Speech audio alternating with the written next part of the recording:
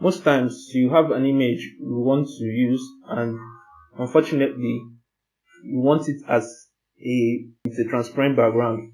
Maybe you've downloaded a PNG online and you mistakenly notice that it came with a white background. So we are going to see how to remove the white backgrounds easily. First up, you have to upload your image onto Photoshop.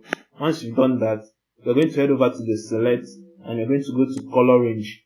In the color range, you are going to have a pop-up dialog box like this beside the image. Here you're going to adjust this slider until you get a good view of what the image resembles here on the pop-up here.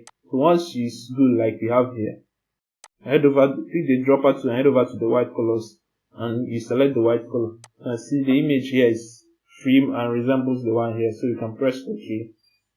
Once you've done that, a selection will be made above the white colors. What you can do now is to press delete on your keyboard. If you press that, you're going to notice that you are now left with a transparent background over the white, over the black portion of the image. You can now remove the matching hands by pressing Command D on a Windows, Command D on a MacBook, or Control D on a Windows.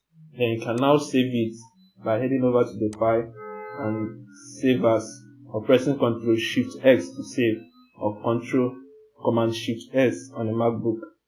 Always remember to save the file format as a PNG. If you save it as a JPEG, it will still save back as a black and white background. So once you have that, you save and you should be good. So that's it, guys. You can now save and use it later at your wish. Make sure to subscribe if this was helpful and like. Thank you.